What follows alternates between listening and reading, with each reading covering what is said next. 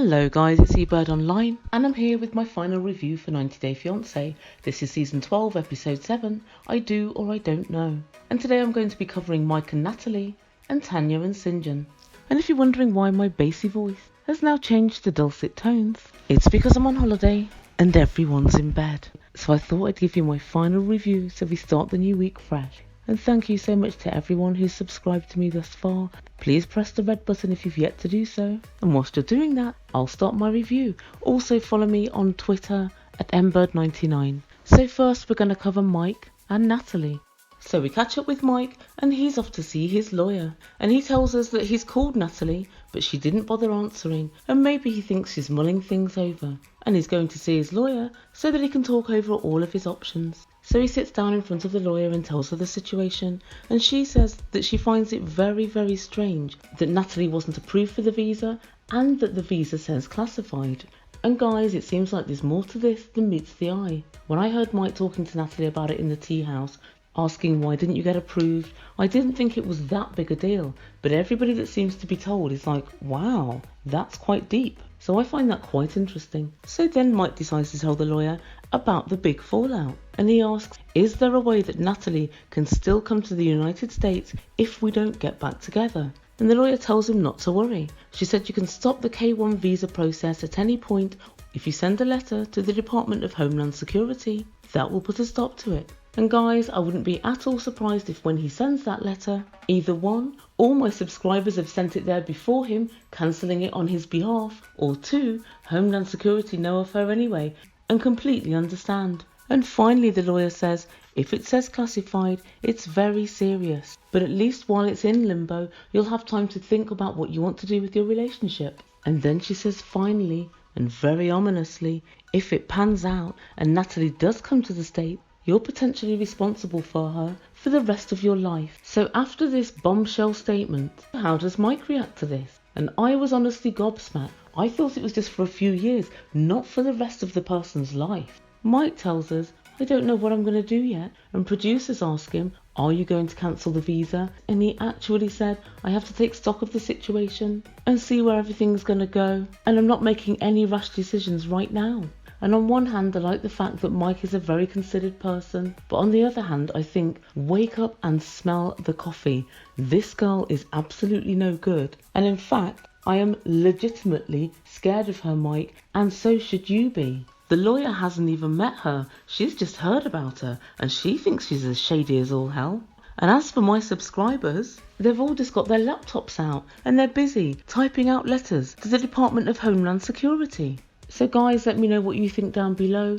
Do you think that this level of responsibility is way too much for somebody that is so changeable and so secretive and so sinister? I know I certainly do. Let me know what you think. And next up we come to Tania and Syngin. So we meet up with Syngin and his friend Tajat has come over to see him from Philly. So his friend Tajat is originally from Cape Town as well, but he's been in the States for about 3 years. Syngin was very excited because he tells us he has no friends in the States. He's including Tania in this, I think. And it's great to see a friendly face. So they go to a bar and they sit down. And Syngin says, it's almost D-Day and I'm stressed out. And Tajat says, yeah, I can imagine. I know what happened to me. It's very stressful. It's an uphill struggle. You're from two very different worlds. And I thought about it and I thought, yes, Tajat, you're absolutely right. Syngin is from a caring and considerate world, whereas Tanya's from a dystopian world. And Tajat says, well, if she stands by you, it's definitely worth doing. It's a really difficult uphill struggle, and you have to give up absolutely everything when you come to the States. And Syngin said, yeah,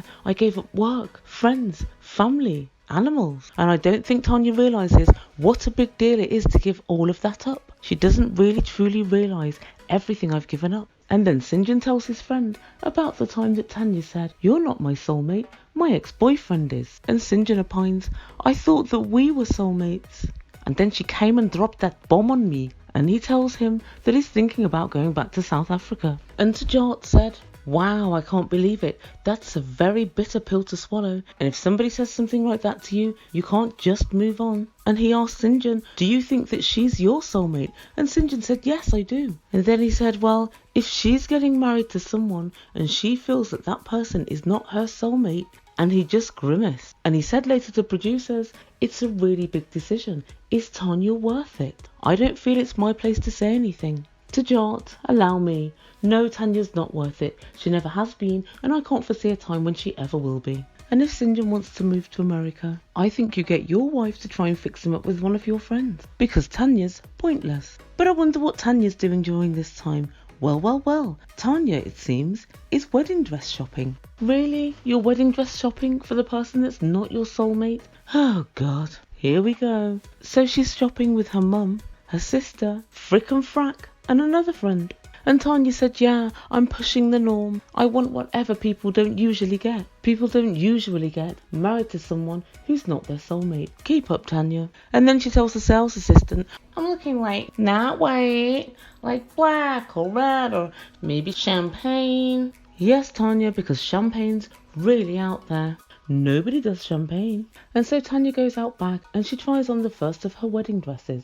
And she walks out, and no word of a lie, she looked like Morticia Adams. She was wearing a long black lace dress with kind of like a white slip, and it was entirely shapeless and possibly just the worst dress I've seen. Not even wedding dress, just straight up worst dress. And when a 50-year-old woman with pinky red hair with the roots all growing out, a turquoise spaghetti strap dress with no bra, who's a carpenter by trade and who's adorned with tattoos that look like they've been inked by first graders with learning difficulties, raises one eye at the wedding dress you're trying on, that's pitiful. Tania, you are to be pitied. And Tania stood there to stony silence. Everybody was raising one eyebrow and looking at each other, and you could hear a pin drop. And Tania said, I love the lace and the colour. I'm just not sure on the shape. And then producers talked to her mum and Tiana, her sister. And Tiana said, I'm the more traditional one, and Tanya's very much the more non-traditional one. So I find it really hard for me to give my point of view and let her know what I'm thinking. Tiana, not so. If I may be so bold, I'd like to refresh your memory.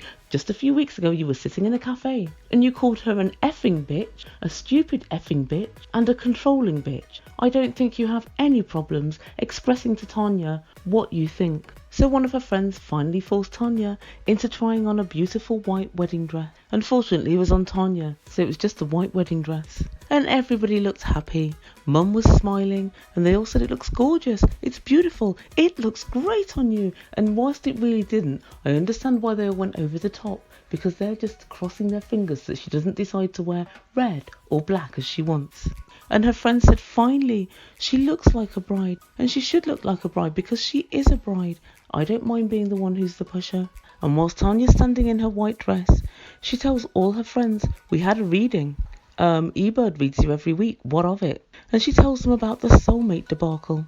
And she says it was really rough. Syngin took off. We didn't sleep in the same bed, and we argued for days. And to Tania's surprise, everybody agreed that it was properly out of order, that she said her ex-boyfriend was really their soulmate. And Tiana, you know, the reticent one that's her sister, Tiana managed to pipe up and say, if somebody said that to me, I don't know if I'd want to marry them. And everybody said, wow, I can't believe you actually said that, it's so bad. And then Tania said, well, no one gives you a guide of how you're supposed to be or how you're supposed to feel. How sure am I supposed to be when I get married to somebody? How are you supposed to know? And then one of her friends said, well, it's a leap of faith. You have to take a leap of faith, but you will just know when it's the right person. And Tania said, oh my God, now we've been talking about this, I don't want to wear this wedding dress for my wedding.